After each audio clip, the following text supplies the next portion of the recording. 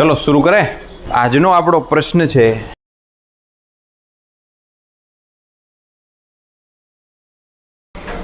કોષ એટલે શું? બેટરી, વિદ્યુત કોષ ને બીજા શબ્દોમાં એનું ઈએમએફ એટલે શું અને એનો આંતરિક અવરોધ એટલે શું એ સમજાવો। અંતે એક સમીકરણ મળશે, આમ તો બે સૂત્ર મળશે જે આપણા કામના છે, ન્યુમેરિકલ માટે બી કામના છે। આ પ્રશ્ન છે એ થોડોક રસાયણ વિજ્ઞાનને લગતો છે, વિદ્યુત રસાયણ શાસ્ત્ર જે આપણે ભણીએ છીએ તો એ કેમિસ્ટ્રીને લગતો છે, જેમાં દ્રાવણનો ઉપયોગ થાય છે। હવે જે આ દ્રાવણ છે એની અંદર ધન અને ઋણ વીજભારોના જોડકા હોય ને એમાંથી જ્યારે ઋણ વીજભારો ગતિ કરતા થાય ત્યારે એ દ્રાવણને આપણે ઇલેક્ટ્રોલાઇટ કહીશું, ગુજરાતીમાં એને વિદ્યુત દ્રાવણ કહીશું। આ જે વિદ્યુત દ્રાવણ છે એમાંથી જે ઋણ ભારો છે એમની ગતિ કરાવવા માટે આપણે એની અંદર બે છેડા મૂકીશું। એ છેડાને વિદ્યુત ધ્રુવો કહેવાય, ટર્મિનલ બે મૂકીશું જે બે છેડા છે, અને વિદ્યુત ધ્રુવો છે એ બે વિદ્યુત ધ્રુવોને ઇલેક્ટ્રોડ એવું નામ આપીશું। તો નામ કેટલાક યાદ રાખવા જોઈએ। ઇલેક્ટ્રોડ્સ એટલે વિદ્યુત ધ્રુવો, એનો મતલબ થાય વિદ્યુત ધ્રુવો। બીજો શબ્દ છે ઇલેક્ટ્રોલાઇટ, એનો મતલબ થાય વિદ્યુત દ્રાવણ। જે આ કોષમાં ભરવામાં આવ્યું હોય એ દ્રાવણ એને વિદ્યુત દ્રાવણ કહેવાય। તો આપણે આજે કોષ, બેટરી, એમાં શું હોય, એનું શું કામ છે?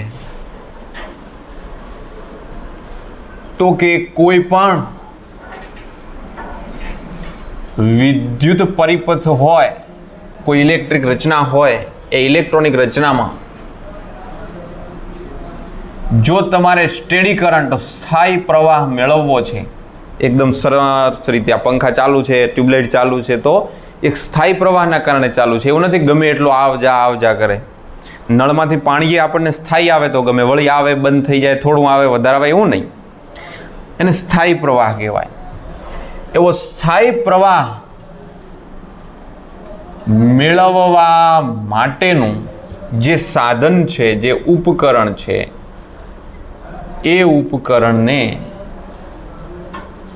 વિદ્યુત દ્રાવણ કોષ કહેવાય। ટૂંકામાં તમે એને વિદ્યુત કોષ, એકલો કોષ, ઇંગ્લિશમાં સેલ, બેટરી એવું બોલી શકો છો। ઓકે, આમાં શું હોય કે ભાઈ આમાં એક આ સાદી રચના છે, જ્યારે બેઝિક આનું તૈયાર થયું ને ત્યારે આવું હતું, પછી તો એમાંથી એની કેટલી રીતો બની, પણ એમાં શું હોય, બેઝિક શું હોય? તો અહીંયા દ્રાવણ ભરેલું હોય અને દ્રાવણની વચ્ચે બે ખાંચા રાખેલા હોય, એવી બે જગ્યા રાખેલી હોય કે એક અહીંયા અને એક અહીંયા, જેથી કરીને એમાં આપણે ઓલા ઇલેક્ટ્રોડ્સ એટલે કે વિદ્યુત ધ્રુવોને ડૂબાડી શકીએ। આ આખું દ્રાવણ ભરેલું છે, આ છે વિદ્યુત દ્રાવણ કોષ આનું નામ। એમાં અહીંયા વિદ્યુત દ્રાવણ ભરેલું છે આમાં, અને આ જગ્યામાં અહીં એક ધ્રુવ ડૂબાડેલો છે અંશતઃ, એવડો ને એવો બીજો ધ્રુવ અહીંયા ડૂબાડેલો છે। આ ધન ધ્રુવ હોય છે એટલે એનું નામ પોઝિટિવ છે, અને આ ઋણ ધ્રુવ છે એટલે એનું નામ છે નેગેટિવ, એટલે પી અને એન એવા બે એના નામ આપી દીધા। આ રીતે આપણે સેલ તૈયાર કરી રહ્યા છીએ। આનું વર્ણન જે દેખાય છે કરીએ ફિગર મુજબ।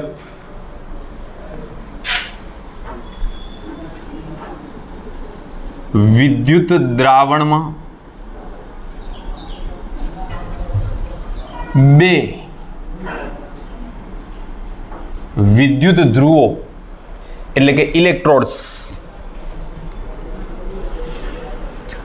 ધન વિદ્યુત ધ્રુવ પી અને ઋણ વિદ્યુત ધ્રુવ એન અંશતઃ એટલે થોડાક ડૂબાડેલા હોય છે, આજે દેખાય એમ। બીજું શું હોય? આ ધ્રુવોનું કામ છે આ વિદ્યુત ધ્રુવો ઇલેક્ટ્રોલાઇટ એટલે કે વિદ્યુત દ્રાવણ સાથે વિદ્યુત ભારોનો વિનિમય કરે છે. વિનિમય એટલે આપ-લે કરે છે, વિદ્યુત ભારોની આપ-લે કરે છે, લેવડ દેવડ કરશે આ લાઇટ સાથે. અહીંયા તો ગેપ બતાવી છે આપણને, અલગ લાગે એના માટે. હો પછી કેવી રીતે આપ-લે કરે? કોઈ વિદ્યુત ભારોની આપ-લે એમને એમ ન કરી શકે, પીડી હોવો જોઈએ. ધારો કે આ ઇલેક્ટ્રોડ જે પોઝિટિવ છે એ અને જે વિદ્યુત દ્રાવણ છે એમાં આ જગ્યાએ કોઈ બિંદુ છે કેપિટલ એ, માને ધ્રુવ પી અને બિંદુ એ, આ બંને વચ્ચે કાંઈક પીડી છે, વિદ્યુત સ્થિતિમાનનો તફાવત છે. એવી જ રીતે નેગેટિવ ઇલેક્ટ્રોડ્સ એન અને અહીંયા આગળ કોઈ બિંદુ બી ની વચ્ચે, આ બિંદુ બી છે ને ઇલેક્ટ્રોલાઇટમાં છે, ઇલેક્ટ્રોડ્સ પર નથી, બંને ડિફરન્ટ જગ્યાએ છે, પણ આ જગ્યા ઓછી છે. આમની વચ્ચે પણ કાંઈક પીડી છે, આપણે ધારીએ કેટલો પીડી છે.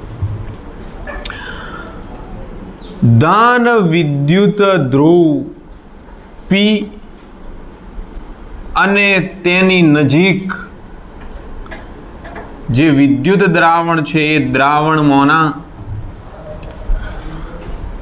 બિંદુ એ વચ્ચે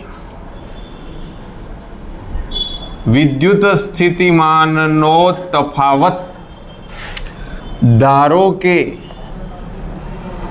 V+ છે, આ ધન છે, મૂલ્ય 0 કરતાં મોટું છે, તથા ધ્રુવ N વિદ્યુત ધ્રુવ શબ્દ આપીએ અને બીજા કોની વચ્ચે? નજીકના બિંદુ બી વચ્ચેનો વિદ્યુત સ્થિતિમાનનો તફાવત, ટૂંકમાં લખી દઈએ પીડી. ધારો કે ઋણ છે એટલે V- છે, પણ નેગેટિવનું ચિહ્ન લગાડીએ.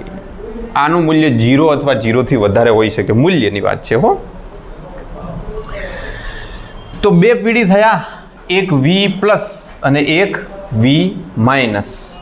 પણ હાલની તારીખમાં તો આ ઇલેક્ટ્રોડ્સ અલગ છે, એટલે આમથી આમ કોઈ કરંટ જઈ શકવાનો નથી, બે ડિફરન્ટ જગ્યાએ બેઠા છે, અલગ છે.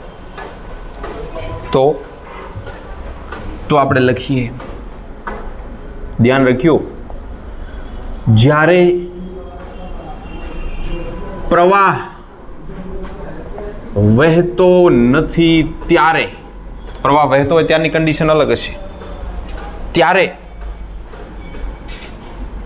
સમગ્ર કોષમાં અથવા આખા દ્રાવણમાં વિદ્યુત સ્થિતિમાન સમાન હોય છે.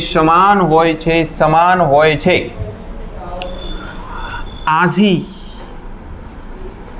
P અને N વચ્ચેનો વિદ્યુત સ્થિતિમાનનો તફાવત, આ બંને વચ્ચેનો, ઇઝ ઇક્વલ ટુ, એક તો છે V+ અને બીજો છે, બેન નમસ્તે, હા, V-. આ તફાવત V+ V- ઓલરેડી માઇનસ થઈ ગયા પ્લસ, દેન V+ V-. જો કે આનું વેલ્યુ છે 0 કરતાં મોટું હશે. આ તફાવતને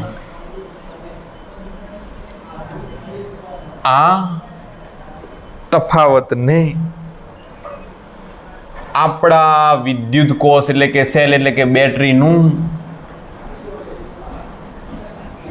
ગુજરાતીમાં કહેવાય છે વિદ્યુત ચાલક બળ, અને ઓલા અંગ્રેજીમાં કહે છે એને ઇલેક્ટ્રોમોટિવ ફોર્સ. અચ્છા, આનું ટૂંકું નામ શું છે? EMF અને સિમ્બોલ છે E. E કહે છે 2 મિનિટમાં હું પાછો વાલીને મળું. વચ્ચે વાલીબેન આવ્યા હતા. વાલીબેન એટલે બેનનું નામ વાલી નથી. એમને મળવા કટ લીધો. પછી ધ્રુવીબેન આવ્યા. એમણે આખો કેમેરા સહિત બધું પાડ્યું. મોડ આખું નવું સ્ટેન્ડ ને બધું ગોઠવ્યું. એના પછી રમીલાબેન આવ્યા. એમણે વળી પાડ્યું નહીં પણ દોઢું કર્યું. ત્યારે જઈને હવે વળી પાછું અહીંયાથી શરૂ થાય છે. ખાલી આ વચ્ચેના 10 સેકન્ડમાં કેટલી બધી ઘટનાઓ બની જાય છે. નારાયણ હરિ નારાયણ. આ તફાવતને EMF કહે છે. EMFની એક જૂની વ્યાખ્યા બી છે, મને યાદ આવી ગઈ. આ પોઝ લીધો એટલે વ્યાખ્યા યાદ આવી. એ વ્યાખ્યા હું બોલી જાઉં છું ખાલી અહીંયા, કે આપણે જ્યારે આ ઋણ ધ્રુવ પરથી ધન ધ્રુવ પર કોઈ વિદ્યુત ભારને પ્રસ્થાપિત કરતા હોઈએ, માની લો કે, તો અવિદ્યુતીય બળો, જે વિદ્યુત બળ નથી, આ ખરેખર કોઈ બળ નથી, એના વડે થતું કાર્ય આમાં ઉર્જા સ્વરૂપે સંગ્રહ પામે, એ ઉર્જાને જ EMF કહેવાય. પ્રશ્ન થાય કે EMF શું છે? ફોર્સ કેમ કીધું છે? E બરાબર V પ્લસ વત્તા V માઇનસ, કારણ કે આને EMF કહેવાય, આ વિદ્યુત ચાલક બળ, આ તફાવતને, એટલે એને E કીધું. યાદ રહે, EMF એ કોઈ બળ નથી, તે વિદ્યુત સ્થિતિમાન છે. તો એને EMF કેમ કહ્યું? જ્યારે આના વિશે પ્રોપર નોલેજ નહોતું ત્યારે એનું નામ EMF આપી દેવામાં આવ્યું હતું, કે આ વિદ્યુત ભારોને ગતિ કોઈ બળ દ્વારા મળી રહી છે એવું માની લીધું ને એમણે નામ EMF આપી દીધું. હવે તો માત્ર વ્યવહારિક નામ થઈ ગયું છે, ખરેખર કોઈ ફોર્સ નથી, પણ પહેલેથી નામ એમને એમ ચાલ્યું આવે છે, એમને એમ ચાલ્યું આવ્યું. કેમ આવું નામ છે? કે છે થરાદમાં છે ને, મેં પહેલાં કીધું મોન્ટુ મહારાજ. મોન્ટુ મહારાજ નામ જ કંઈ સેટ જ થતું નથી. મોન્ટુ મહારાજ કેવી રીતે સેટ થાય? પણ છે પહેલાંથી ચલણમાં ચાલ્યું આવ્યું. મોન્ટુનો મતલબ શું? આ EMF એ કોઈ બળ નથી, એ તો સ્થિતિમાન છે. સ્થિતિમાન છે એટલે ઈનો એકમ શું થશે? વોલ્ટ. બળ નથી, નહીં તો તમે ન્યૂટન એકમ કહો. હવે આગળ વધીએ. આપણે આ જે ધ્રુવો છે, ઇલેક્ટ્રોડ્સ છે, એમને રેઝિસ્ટન્સ R મારફતે વાહક તારથી જોડી દઈએ. વાહક તારથી જોડી દઈએ. તમારે અહીંયા નામ આપવા હોય તો કોઈ અન્ય 2 બિંદુઓ ના નામ આપી શકો છો, મારે નથી આપવા. કોઈ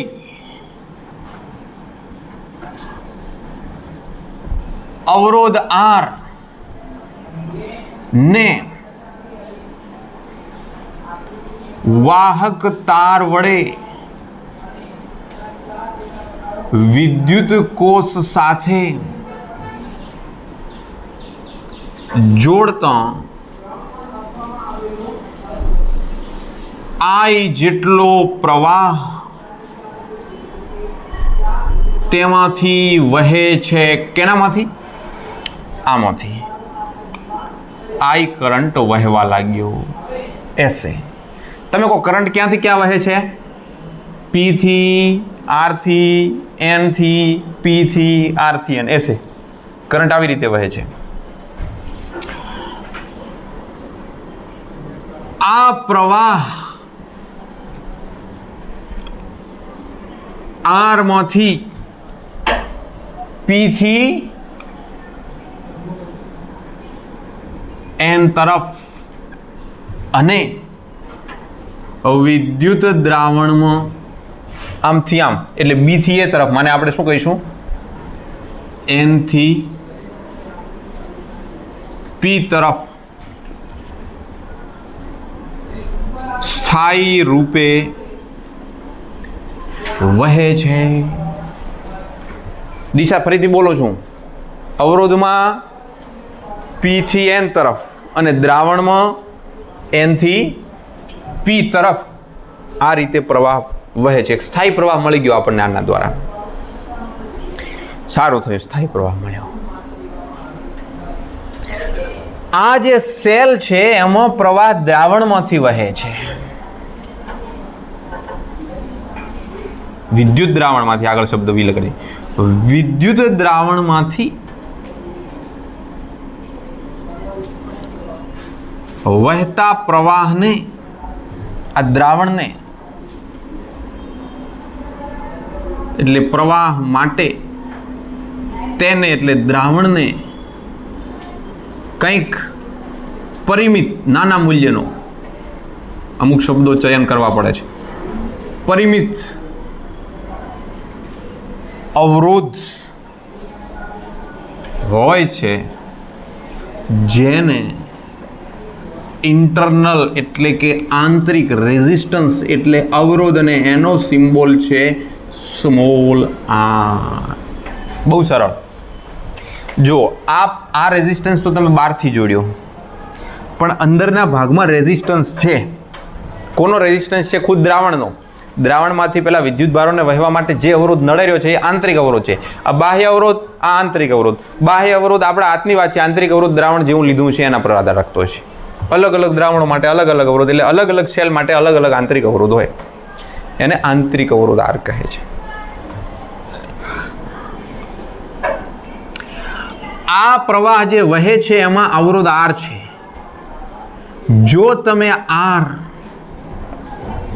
અનંત લઈ લો તો મને R is equal to infinity, તો પ્રવાહ કેટલો? તો કે ભાઈ પ્રવાહનું સૂત્ર છે વી બાય આર. વી ભાગ્યા ઇન્ફિનિટી. કોઈને અનંત વડે ભાગો તો જવાબ શું થઈ જાય? શૂન્ય થઈ જાય. માને તમે એટલો બધો અવરોધ લઈ લીધો છે કે એ અવરોધ પ્રવાહને વહેવા જ દેવાનો નથી. અને જો પ્રવાહ નથી વહી શકતો તો પછી એ મૂલ્ય કેટલું હશે? શૂન્ય છે. જ્યારે અવરોધ અનંત છે, જ્યારે પ્રવાહ શૂન્ય છે, આ સ્થિતિમાં V is equal two P અને N વચ્ચેનો વિદ્યુત સ્થિતિમાનનો તફાવત છે. આપણે વીનો ક્યાં ઉલ્લેખ કર્યો હતો? ક્યાંય વી પ્લસ કયા હતા, વી માઇનસ કયા હતા, પણ વી શું છે? તો વી છે ટોટલ પીડી આખા કોષ માટેનો. ઈ શું છે? જ્યારે પ્રવાહ નથી વહેતો ત્યારનો ઈએમએફ છે, માને વોલ્ટેજ છે આંતરિકમાં. વી શું છે? ટોટલ. કોની કોની વચ્ચેનો? પી અને એન વચ્ચેનો. માટે ધ્યાન રાખજો, વી ઇઝ ઇક્વલ ટુ પી અને એન વચ્ચેનો પીડી છે, એનો મતલબ થયો પી અને એ વચ્ચેનો, ટૂંકમાં હું પીડી લખું છું, વિદ્યુત સ્થિતિમાનનો તફાવત, એવડો શબ્દ માન લાંબો નથી લખવો એટલે, વત્તા પી અને એન વચ્ચેનો પીડી, વત્તા એન અને બી વચ્ચેનો પીડી. વાત સમજાણી તમને? કોની કોની વચ્ચેનો પીડી થાય ત્યારે પી અને ટોટલ પીડી આ બંને વચ્ચેનો, એટલે એક તો આ પીડી વત્તા આ પીડી વત્તા આ પીડી, 3 પીડી ભેગા થાય. એ 3માં પી અને એ વચ્ચેનો પીડી એને આપણે વી પ્લસ કહેલું છે, એટલે is equal to V plus. P અને એન વચ્ચેનો જે પીડી છે અહીંયા દ્રાવણની અંદરના ભાગમાં, એ થશે આઈઆર. માઇનસ કેમ લખ્યા ભાઈ? અને વત્તા એન અને બી વચ્ચેનો જે પીડી છે એ છે વી માઇનસ. એ તો હોગા. તો આમાં આઈ બરાબર 0 હોવાથી આઈઆર બરાબર શું થઈ ગયા? 0. તો સૂત્ર વધ્યું વી પ્લસ વત્તા વી માઇનસ, તો આ થઈ ગયા ઈએમએફ. સમીકરણ 1. આ માઇનસ શું છે? માઇનસ એ છે કે બી થી એ તરફ કરંટ વહે છે. જ્યારે બેટરી વપરાશમાં છે ત્યારે એનો જે પીડી છે એ નેગેટિવમાં આવે છે, જ્યારે પ્રવાહવાળો આવે ત્યારે. વીનો મતલબ શું થાય? તો કે ભાઈ V is equal to IR થાય, V is equal to small IR થાય, આ કંઈ બી આ આઈઆર થાય. વપરાશમાં છે બેટરી, અલગથી હું લખાવું વપરાશમાં ન હોય ત્યારે શું? જો આરનું કોઈ મૂલ્ય હોય, આઈ પરિમિત મૂલ્યનો હોય, તો આઈ શૂન્ય નહીં થાય. માટે V is equal to V plus minus IR વત્તા વી માઇનસ થશે. એમાં વી પ્લસ વત્તા વી માઇનસ માઇનસ આઈઆર થશે. એમાં આનું મૂલ્ય એટલે સમીકરણ 1, એને કહીશું ઈ, અને માઇનસ પદ રહે છે આઈઆર. તો આપણને જે સમીકરણ 2 મળે છે એ આપણા કામનું છે. બેટરી જ્યારે વપરાશમાં હોય ત્યારે V બરાબર E માઇનસ IR મળે છે અને જ્યાં ઋણ ચિહ્ન દર્શાવે છે કે પ્રવાહ B થી એ તરફ વહે છે. કરંટ આમથી આમ જઈ રહ્યો છે. V is equal to E minus IR. V is equal to E minus IR. થોડું મગજને સમજાવો. V પ્લસ વત્તા V માઇનસ એટલે EMF E. જ્યારે કોઈ કરંટ નથી ત્યારે આટલું જ EMF છે. જ્યારે કોઈ કરંટ નથી ત્યારે કેટલું EMF છે? E. V પ્લસ વત્તા V માઇનસ ને આપણને એટલું જ મળ્યું ને. જ્યારે કરંટ નથી, જ્યારે R બરાબર ઇન્ફિનિટી છે, I બરાબર 0 છે ત્યારે E જ મળે છે. પણ જ્યારે કરંટ વહે છે ત્યારે જે E છે એમાંથી તમારે IR કાઢી નાખવાના છે. આ તો કોઈ પીડી જ છે ને, તે તો કોઈ વિદ્યુત સ્થિતિમાન જ છે IR. V is equal two IR પ્રમાણે તો જે EMF હતું એમાંથી આટલું EMF ઓછું થઈ રહ્યું છે. કેટલું ઓછું થઈ રહ્યું છે? જેટલો વપરાશ થશે, આંતરિક અવરોધ વધારે એટલો વપરાશ વધારે, R જેટલો મોટો એટલો વપરાશ મોટો. તો આ સૂત્ર આપણા કામનું છે. V is equal to E minus IR. આને કહેવાય છે બેટરીના ટર્મિનલ વોલ્ટેજનું સૂત્ર. V બરાબર E માઇનસ IR. બેટરી વપરાતી હોય ત્યારે યુઝ થઈ રહ્યો છે, હાલ યુઝ થઈ રહ્યો છે. આ જે આંતરિક અવરોધ છે એમાં જો EMF નું મૂલ્ય IR કરતાં વધારે હોય ત્યારે R અવગણ્ય છે. તમે અવગણી શકો છો. જુદા જુદા કોષ માટે આ આંતરિક અવરોધ R જુદો જુદો છે. એક સૂકો કોષ આવે છે, ડ્રાય સેલ. ડ્રાય સેલ કેમ લખાય? DRYCELL. Dry cell. ડ્રાય સેલનો આંતરિક અવરોધ R ઘણો મોટો હોય છે. આ એક માહિતી થઈ ગઈ. સૂકો કોષ જેમાં જે આ દ્રાવણ છે ને લિક્વિડ ફોર્મમાં ના હોય, સુકાઈ ગયેલું હોય, સેલમાં હોય છે ને. સમીકરણ 2 માં V is equal two IR, ઓમનો નિયમ મૂકતા તો IR બરાબર E માઇનસ IR. આ પદ આ બાજુ આવે. IR વત્તા IR બરાબર E. E બારો નીકળે ભાઈ, I બારો નીકળે. R વત્તા R બરાબર E. માટે I બરાબર E ભાગ્યા R વત્તા R. આ કરંટનું સૂત્ર છે, સમીકરણ નંબર 3. એ પણ આપણા કામનું છે. I બરાબર V બાય R થાય ને, એની જગ્યાએ E by R. R total resistance થયો. આંતરિક અવરોધ ને બાહ્ય અવરોધ બંનેનો સરવાળો એટલે છેદમાં R થઈ ગયો. અંશની અંદર EMF. V બાય R પ્રમાણેનું જ સૂત્ર છે. I is equal to E by R. જો R બરાબર 0, આ રેઝિસ્ટન્સ 0 હોય તો મહત્તમ પ્રવાહ મળે. તો મહત્તમ પ્રવાહ મળશે. માટે I maximum is equal two R 0 થઈ જાય તો મહત્તમ પ્રવાહ થઈ જાય E બાય R. પરંતુ I સીમિત રાખવો જોઈએ જેથી સેલને નુકસાન ન થાય. નહીં તો સેલ બળી જાય. વધારે કરંટ હોય તો એ સહન ન કરી શકે. એ પ્રમાણે આંતરિક અવરોધ રાખવાનો હોય છે ને એ પ્રમાણે જ લિમિટ કરંટ વહેવડાવવાનો હોય છે. તો મુદ્દો છે આંતરિક અવરોધ સમજાવો, EMF સમજાવો. તમારે આકૃતિ દોરવાની, આકૃતિનું થોડું વર્ણન પછી PD. એ PD એટલે જ EMF.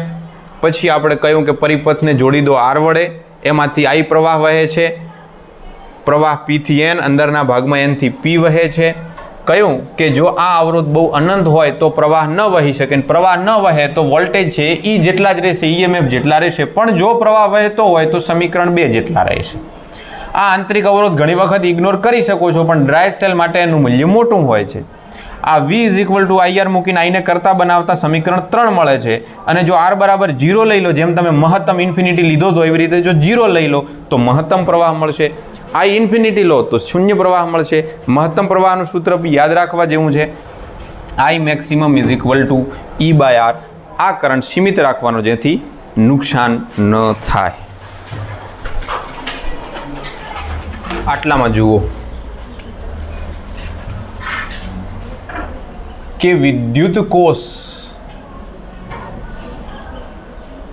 ની સંજ્ઞા શું? તો આ રીતે એની સંજ્ઞા છે. આ ધન ધ્રુવ કહેવાય, આ ઋણ ધ્રુવ કહેવાય, અને લાગુ પાડેલ વોલ્ટેજ કહેવાય. જો પરિપથ હમણાં જે આપણે બતાવ્યો તો કોષ એ બતાવીએ તો આ આર છે અને એની સાથે આ રીતે બેટરી છે. પછી બાકીના ઉપકરણ હોય, સ્વિચ બીચ બધું હોય, પણ આ ધન અને ઋણ અને આમાંથી પસાર થતો પ્રવાહ આઈ. તો આ સંજ્ઞા છે એની. બીજી વાત, આ એક વાત થઈ. જો કોષ વપરાશમાં હોય તો ટર્મિનલ વોલ્ટેજ V બરાબર E માઇનસ IR થાય. વપરાશમાં હોય તો. અને I બરાબર થશે E ભાગ્યા R પ્લસ R. રેડી? જ્યારે કોષ, ફટફટ નોટ કરતા રહેજો, જોડે ટાઈમ નથી બગાડવાનો. જો કોષ ચાર્જ થતો હોય તો, ચાર્જિંગ થતું હોય તો V બરાબર E પ્લસ IR. મારી ભૂલ થાય છે અહીંયા, IR સ્મોલ r કરજો હો. વપરાશમાં માઇનસ, ચાર્જિંગમાં પ્લસ. બીજી એક વાત, આમ તો ત્રીજી ચોથી વાત, આ રીતે કોષ જોડાયેલો હોય એકબીજા સાથે, જો બે બેટરી જોડેલી છે તો બંનેના ધન એકબીજા સાથે જોડાયેલા છે, બંનેના ઋણ એકબીજા સાથે જોડાયેલા છે. આને કહેવાય વિરોધક જોડાણ. આ સ્થિતિમાં કરંટ જ્યારે લખવાનો હોય ત્યારે I is equal to V minus E by total resistance, ટોટલની જગ્યાએ આપણે R વત્તા R લખીએ છીએ, ત્યારે V minus E by R plus R આવે. એકલી બેટરી હોય ત્યારે વાંધો નહોતો, ત્યારે તો સૂત્ર રેડી હતું E by R plus R. પણ બે બેટરી હોય ત્યારે V minus E upon R plus R આવે. આમાં હું બીજું જોડાણ કયું થાય? સહાયક જોડાણ થાય. અચ્છા, સહાયક જોડાણ કેવી રીતે છે કે ભાઈ આવું હશે. જુઓ, સહાયક સ્થિતિમાં છે, ટ્રેનના બે એન્જિનના મોઢા સામે લાવી દો તો જેની વધારે તાકાત હશે એ આગળ જશે ને ઓલું પાછળ જશે, પણ પરિણામી વેગ જ પ્રાપ્ત થશે ને, કારણ કે એક બળ આમ લગાડે છે એટલે પરિણામી ફોર્સ મળશે. પણ બંને એક જ દિશામાં ખેંચતા હોય ગાડીને તો વધારે સારું. આ વિરોધી છે. આને શું જોડાણને કહેવાય? સહાયક જોડાણ. કારની એક સંગ્રાહક બેટરીનું EMF છે 12 વોલ્ટ. બેટરીનો આંતરિક અવરોધ 0.4 ઓહ્મ હોય તો બેટરીમાંથી કેટલો મહત્તમ પ્રવાહ ખેંચી શકાય? હવે આ દાખલો છે કોઈ નાનો એવો એક ગુણનો MCQ છે. મહત્તમ પ્રવાહનું સૂત્ર આપણે જોઈ ગયા E/R. ની કિંમત છે 12 ભાગ્યા 0.4, પોઈન્ટ ઉપર લઈ જાઓ તો 120 થાય, 4 તરી 12, 30 એમ્પિયર પ્રવાહ ખેંચી શકાય. સ્વાધ્યાયનો પ્રશ્ન નંબર 2. 10 વોલ્ટ જેટલું EMF અને 3 ઓહ્મ જેટલો આંતરિક અવરોધ ધરાવતી બેટરીને એક અવરોધક સાથે જોડવામાં આવે છે. જો પરિપથમાંથી વહેતો પ્રવાહ 0.5 એમ્પિયર હોય તો અવરોધકનો અવરોધ કેટલો હશે? રેઝિસ્ટન્સ ફાઇન્ડ કરો. પછી પ્રશ્ન પૂછ્યો છે કે જ્યારે બંધ પરિપથ બંધ હોય તે સ્થિતિમાં ટર્મિનલ વોલ્ટેજ કેટલો? V બરાબર ક્વેશ્ચન માર્ક. R શોધો અને V શોધો. આઈ શોધવાના છે. આઈનું સૂત્ર છે ઈ ભાગ્યા આર પ્લસ આર. ભાઈ આર શોધવાના છે, મારી ભૂલ થાય છે બોલવામાં. આ આર પ્લસ આરને કરતા બનાવી દો તો ઈ ભાગ્યા આઈ. ઈની કિંમત છે 10 અને આઈની કિંમત છે 0.5. તો આર વત્તા આર, સ્મોલ આર છે આપણી પાસે 3, 10 ભાગ્યા 0.5 20. તો આર બરાબર 20માંથી 3 જાય તો 17 ઓમ આપણને રેઝિસ્ટન્સ મળી ગયો. હવે વી શોધવાના છે. તો વી શોધવા માટેના બે તરીકા છે. સુનો ગામવાળો, એક તરીકો છે V is equal to I R. આઈની કિંમત છે 0.5 અને ગુણ્યા કરો 17. 17 ગુણ્યા 0.5 એટલે જવાબ આવ્યો 8.5, 17ના અડધા વોલ્ટેજ. અથવા જો આ રીત ન રાખવી હોય તો બીજી કઈ આવશે? ઈ માઇનસ આઈ આર. ઈએમએફ છે 10નું, આઈ છે 0.5 અને રેઝિસ્ટન્સ સ્મોલ જે છે એ 3 છે. એટલે 10 માઇનસ 5 તારી 15 પ્રમાણે દોઢ. જવાબ આવ્યો 8.5 વોલ્ટ. તો બે તરીકા છે.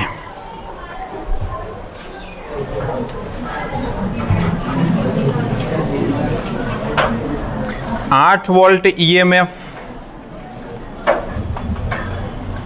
ની અને 0.5 ઓમનો આંતરિક અવરોધ ધરાવતી સ્ટોરેજ બેટરી.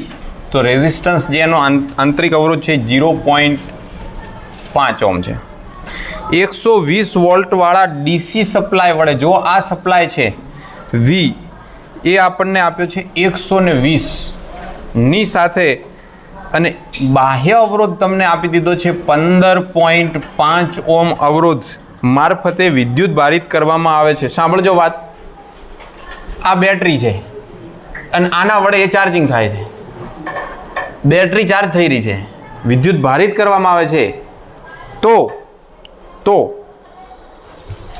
વિદ્યુત ભારણની પ્રક્રિયા દરમિયાન બેટરીનો ટર્મિનલ વોલ્ટેજ કેટલો છે? આપણે આનું નામ વી આપ્યું તો આનું નામ વી ડેશ આપ્યું તો આપણે વી ડેશ ફાઇન્ડ કરવાના છે. અથવા આનું નામ વી ડેશ આપી દો તો આનું નામ વી આપો, જે કરો એ. પણ બે વી અલગ અલગ છે. Terminal voltage V is equal to E minus I R યા ઈ પ્લસ આઈ આર લખાયું ને હમણાં. ટર્મિનલ વોલ્ટેજનું સૂત્ર છે વી બરાબર E plus or minus I R. આ તો અલગથી બેટરું જોડ્યું છે, એના વોલ્ટેજ છે 120. એટલે શોધવાના છે વી.